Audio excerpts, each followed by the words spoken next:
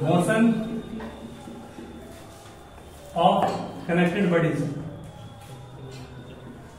Motion of connected bodies, ये नया topic है, इसको भी समझोगे। इसके पहले लामीज थ्योरम हम लोग प्रूफ किए है ना, आज motion of connected bodies proof करेंगे। बहुत सिंपल ये भी है, ध्यान रखना। एक तुम्हारे पास मान लो पुली है, ये फ्रिक्शनलेस पुली है,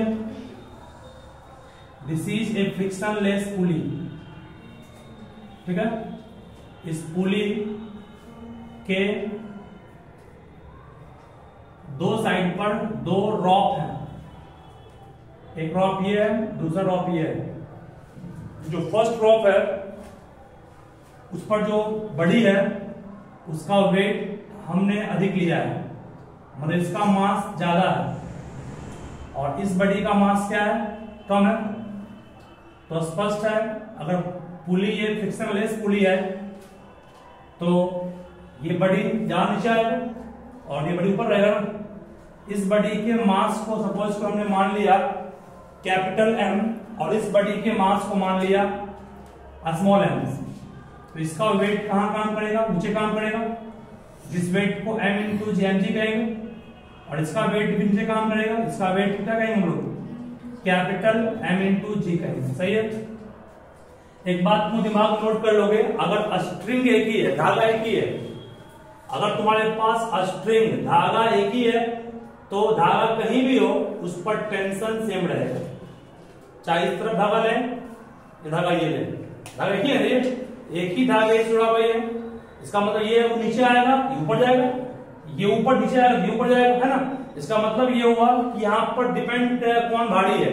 अगर ये बड़ी भारी होगा तो ऊपर चल जाएगा ना, ये भारी होगा तो नीचे आएगा, ये जाएगा ऊपर। इसका मतलब स्ट्रिंग एक ही है, जब धागा एक ही होगा तो उसमें टेंशन क्या होगा, सेम होगा।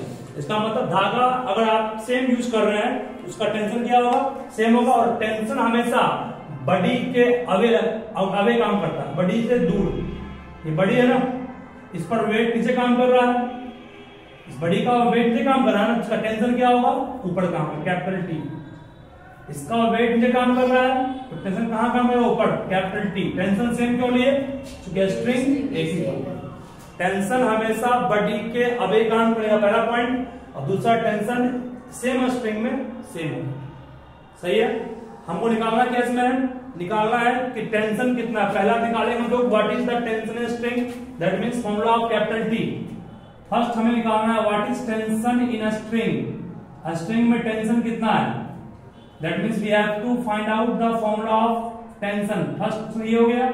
और दूसरा निकालेंगे acceleration produced in the body, body कितना एक्सीलरेशन एक्सीलरेट करेगा। फर्स्ट का निकालेंगे हम लोग एक्सीलरेशन ऑफ बॉडी, बॉडी किस एक्सीलरेशन से एक्सीलरेट करेगा, मतलब किस एक्सीलरेशन से बॉडी नीचे आएगा या कितना से ऊपर जाएगा, इस एक्सीलरेशन को निकालेंगे। दो फॉर्मूला हम लोग प्रूव करना है, ठीक है। चलिए शुरू कर रहे हैं। फिगर से नोट कीजिए फर्स्ट इसका, वीडियो पॉज कीजिए। let us consider a small a b the acceleration by which heavier body moves downward and lighter body moves upward। मान लीजिए ए एक्सीलरेशन से, ए क्या आपका एक्सीलरेशन जिससे ये बड़ी जो बड़ी हैवियर है वो नीचे आया, और उसी एक्सीलरेशन से जो आपका लाइटर बड़ी था वो कहां गया, ऊपर गया। ये ऊपर जाएगा हल्का है और ये आपका नीचे आएगा। चूंकि रस्सी एक ही है ना, जब रस्सी एक है तो इसमें टेंशन भी सेम होगा और एक्सीलरेशन भी क्या होगा, सेम होगा। इफ स्ट्रिंग इज सेम, दो बॉडी को जोड़ने वाला स्ट्रिंग अगर सेम है तो समझना कि टेंशन भी सेम होगा और एक्सीलरेशन भी क्या होगा, सेम होगा। ठीक है।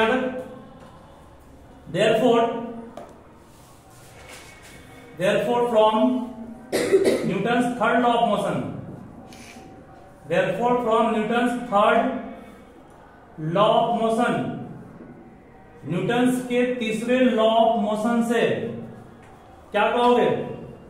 Net force, net downward force, net downward force कितना होगा? कोई भी नेट डाउनवर्ड फोर्स कितना हो गया?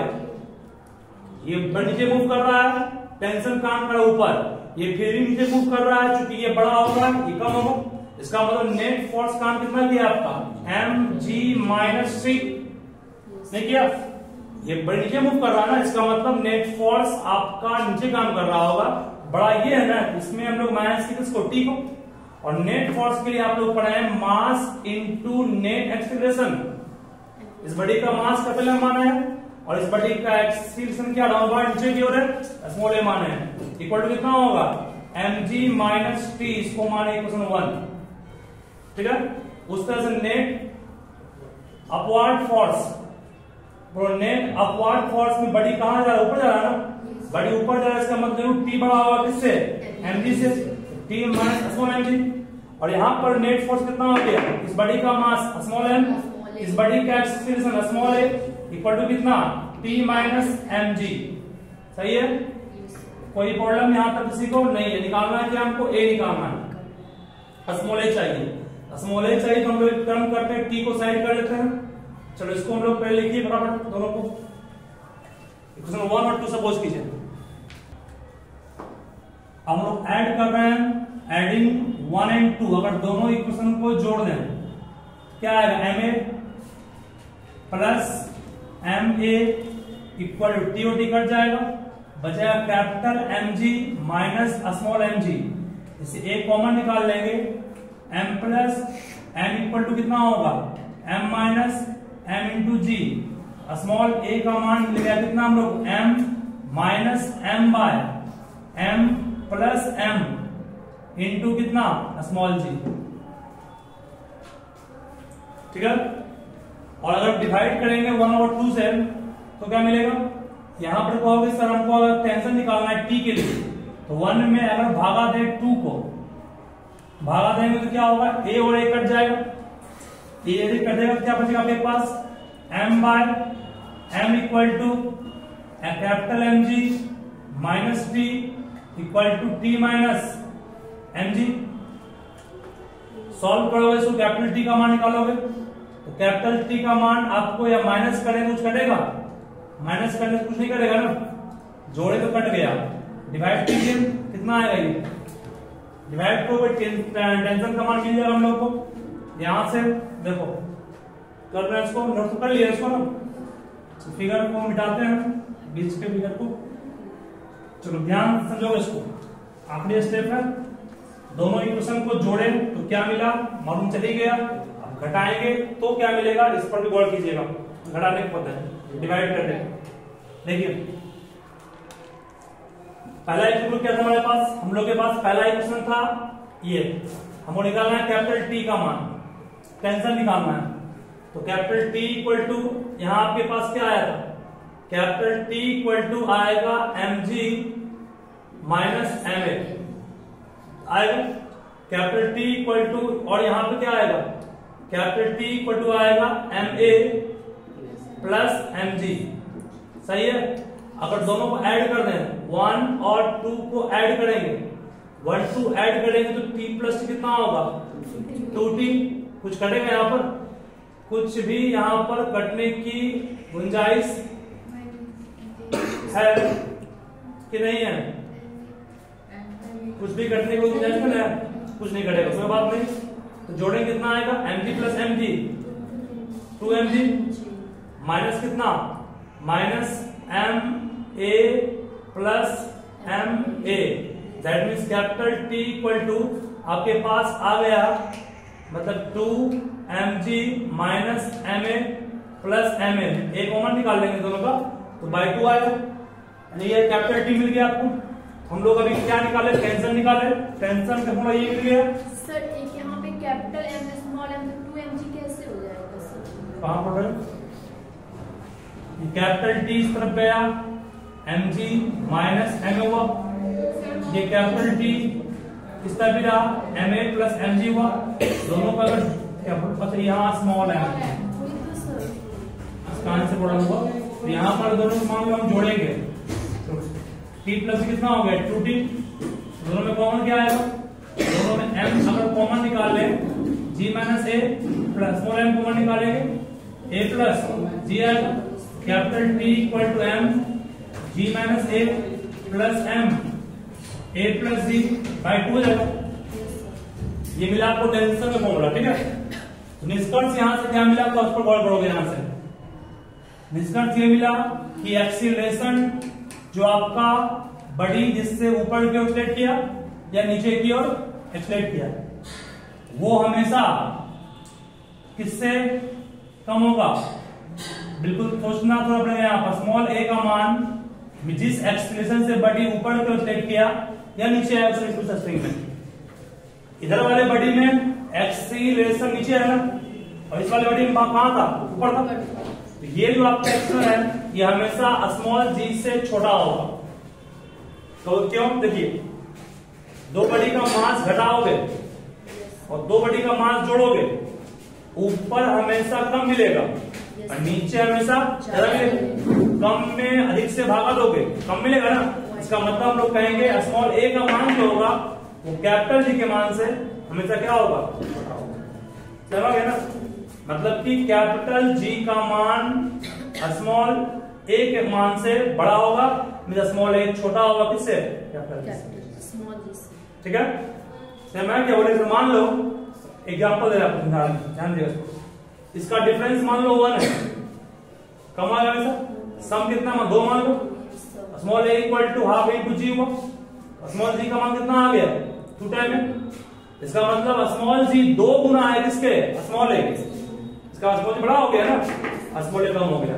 इसका मतलब आप इतना सीख गए होंगे कि जब भी दो बॉडी कनेक्ट करेंगे किसी पुली के थ्रू, वो पुली फ्रिक्शनलेस होगा तो उस दोनों बॉडी में जो एक्सीलरेशन का होगा वो सेम होगा, भले दोनों का एक्सीलरेशन क्या हो का डायरेक्शन अलग अलग हो, एक में एक्स से नीचे किया था एक ऊपर किया था, लेकिन दोनों का एक्सीलरेशन सेम था, लेकिन वो सेम एक्सीलरेशन का टर्म भी छोटा होगा किससे, अर्थ के एक्सीलरेशन से, ठीक है। तो क्लियरली कहेंगे a is less than what, small, ठीक है।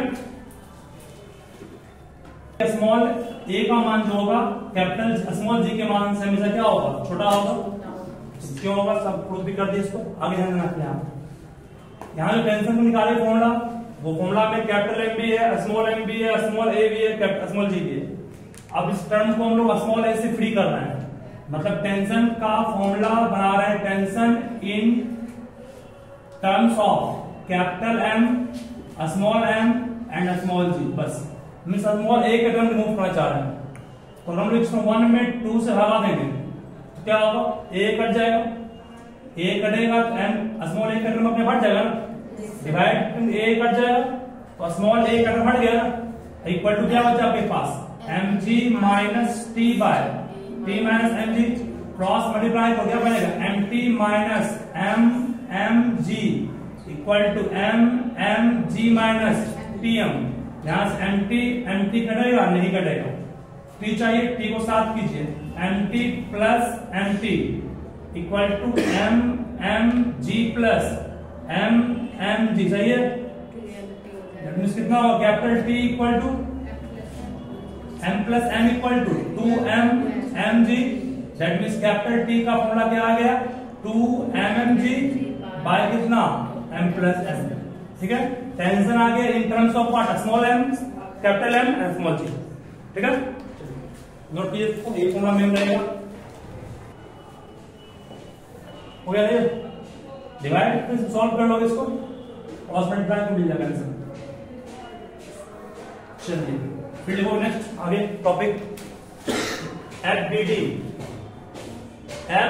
FBD, इसको बोलते हैं फ्री बॉडी डायग्राम।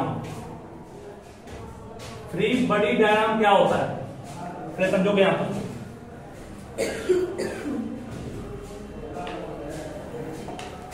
तो ध्यान में क्या होता है, फ्री बॉडी डायग्राम का मीनिंग क्या होगा।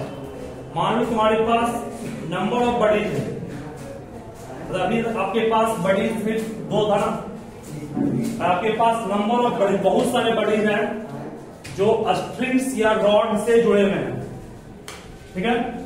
मतलब बहुत सारे बडीज हैं तुम्हारे पास। सपोज करो इस तरह से, देखिए ये बडी है, मोनोसर्फेस आपके पास है, एक बडी ये है, दूसरा बडी ये हो गया, तीसरा बडी आपके पास ये हो गया, सारा बडी स्ट्रिंग से जुड़ा हुआ है, और ये मान लो कोई पुल कर रहा है उसको, कोई फोर्स।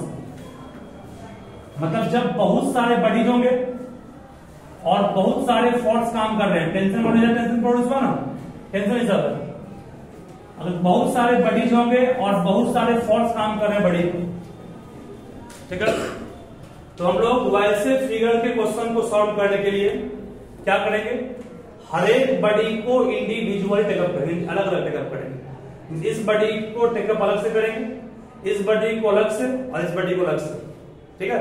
और तीनों बडीज का अलग अलग बनाएंगे इक्वेशन, इसका यूज करके, टेंशन और अप्लाइड फोर्स का यूज करके। एक तरफ टेंशन मान लो है, एक तरफ अप्लाइड फोर्स है ना अभी कुछ देर पहले, और एक तरफ था आपका व्हाट, नेट फोर्स। तो टेंशन, अप्लाइड फोर्स और नेट फोर्स का यूज करके अलग अलग इक्वेशन बनाएंगे अलग अलग बडी का, ठीक है। और उसके बाद सॉल्व करेंगे तो आपको मिल जाएगा कि टेंशन कितना काम किया, बड़ी में फोर्स कितना काम किया, बड़ी में एक कितना प्रोड्यूस हुआ, ठीक है, उन सब, ठीक है, करना। इस तरह की प्रोसेस जो कहते हैं क्या हम लोग, FBD, मतलब फ्री बडी डायग्राम। एक ऐसा डायग्राम होगा जिसमें हर एक बडी को आप इंडिविजुअली टेकअप कीजिएगा, हर एक बडी का मोशन का इक्वेशन जो बनाइएगा आप नेट फोर्स का, वो अलग अलग बनाओगे और अलग अलग उस सबको सॉल्व करोगे, तब जो मिलेगा आपको रिजल्ट, ठीक है, वही आपका आंसर हो जाएगा। और उस डायग्राम को जो आप अलग अलग करके बनाए उसी को कहते हैं कि हम लोग फ्री बडी डायग्राम। ऐसे बहुत बुक में कैरेक्टर्स होंगे, यहाँ पर बहुत बुक में फ्री बडी डायग्राम जो शॉर्ट में FBD कहते हैं, उसको लिखता है इस तरह से है कि बस मान लीजिए कि आप किसी बडी को, मान लो कोई गाड़ी है, कार मूव कर रहा है, तो कार को दिखाएंगे पॉइंट ऑफ रूप में। कोई ऑब्जेक्ट है, उस ऑब्जेक्ट को बनाने का काम नहीं है, उस ऑब्जेक्ट को भी एक पॉइंट ऑब्जेक्ट रूप में दिखा देंगे, ठीक है। कोई रॉड है, उसको एक लाइन सेगमेंट दिखा देंगे, मतलब रड हो गया। इस टाइप से हम लोग जब किसी कॉम्प्लेक्स फिगर को या ऑब्जेक्ट को दिखाते हैं पॉइंट से, और रॉड को दिखाते हैं किससे, लाइन से, तो उसको कहता है FBD। लेकिन जो आपका बुक कहता है, बुक में FBD का मीनिंग क्या हुआ, बुक में FBD का मीनिंग हो गया कि अगर किसी सर्टेन नंबर ऑफ बडी पर सर्टेन नंबर ऑफ फोर्स काम कर रहा है, और तब आपको निकालना होगा टेंशन, निकालना हो स्ट्रिंग में, या निकालना हो नेट फोर्स कितना काम कर रहा है, या निकालना हो एक्सीलरेशन, तो उसके लिए हर एक बडी को अलग अलग टेकअप करेंगे, हर एक बडी का अलग अलग इक्वेशन बनाएंगे। इक्वेशन बनाएंगे किसका, अप्लाइड फोर्स का, टेंशन का और नेट फोर्स का, और फिर अलग अलग सॉल्व करके जो रिजल्ट आएगा आपका, वही आपका कहलाएगा फ्री बडी डायग्राम, ठीक है। लिखोगे इसका define, a diagram for each body, a diagram for each body, a diagram for each body of the system, each body of the system,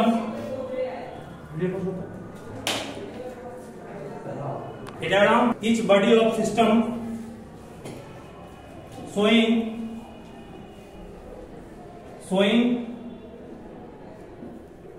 all forces exerted on the body,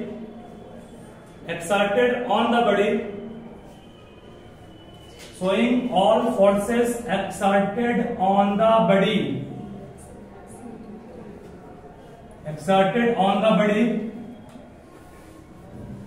by remaining part of system,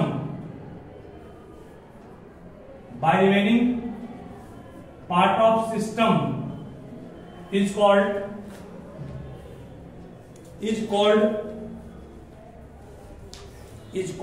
FBD,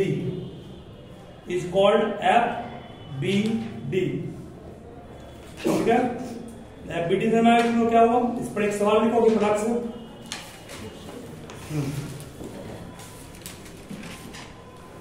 BD पर question है, a pull of 15 Newton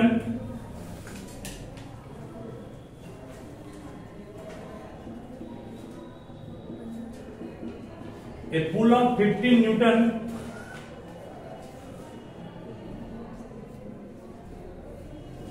is applied to a rock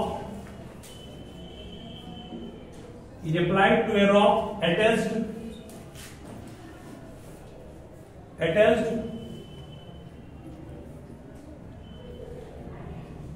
to a block of mass 7 kg, full stop. Mass of rock is 0.5 kg, full stop. What is force exerted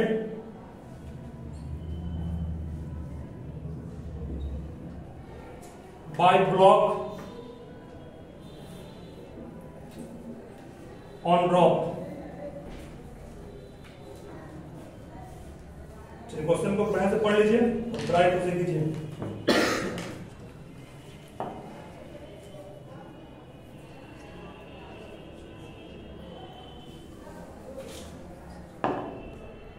simple है, समझोगे आप। Surface है, ये block है, block पर तुम कितना लगाए फोर्स? 15 न्यूटन लगाए फोर्स, है ना। ये नेट फोर्स आपका दिया हुआ है, 15 मीटर तुमने लगाया फोर्स, किस पर? ब्लॉक पर। नेट फोर्स 15 हो गया। नेट फोर्स के नेट मास कितना? बड़ी का मास 7 केजी, रस्सी का मास हाफ केजी, तो नेट मास कितना होता है? 7 केजी हो गया ना, इंटू FC ए हो गया। ए का मान 15 में 7 2 आएगा ना, ए का मान 2 आ गया। इस एक्सीलरेशन जो काउज हुआ इस पर सिस्टम में कितना है? 2। अब रस्सी पर कितना फोर्स लगा ब्लॉक के द्वारा, मतलब क्या निकालना है? टेंशन निकालना है ना। रस्सी पर कितना फोर्स लगा ब्लॉक के द्वारा, तो क्या निकालना है? टेंशन निकालना है। तो बोले टेंशन निकालना है तो बड़ा कौन है? 15 नेट फोर्स है। नेट फोर्स के लिए क्या करना पड़ेगा तुमको? नेट फोर्स के लिए क्या करना पड़ेगा? नेट फोर्स के लिए सोचिए, नेट फोर्स के लिए बॉडी मूव किया तो नेट मास कितना था बॉडी आपके पास? 7.5 इंटू ए 2 था। माइनस करेंगे, टेंशन कर रहा है उल्टा, और बॉडी क्या है? बॉडी क्या है? इधर होगा ना। कितना आ गया? रस्सी का मास 0.5, लेकिन दोनों में एक्सीलरेशन सेम काउज करेगा, 2 होगा ना। दैट मींस ये निकालना आपको है। तो आपके पास कितना हो गई है? अगर मान लो निकालने का है तो इतना दिमाग लगाओ, रस्सी में टेंशन कितना प्रोड्यूस होगा? टेंशन एक फोर्स है, रस्सी का मास 0.5, रस्सी में एक्सीलरेशन 2 होगा, 1 आएगा। नेट फोर्स कितना मतलब लगाया ये? 1 न्यूटन रस्सी में टेंशन लगा, ठीक है। हो गया इसका आंसर 1 न्यूटन आएगा। 40 कह देंगे।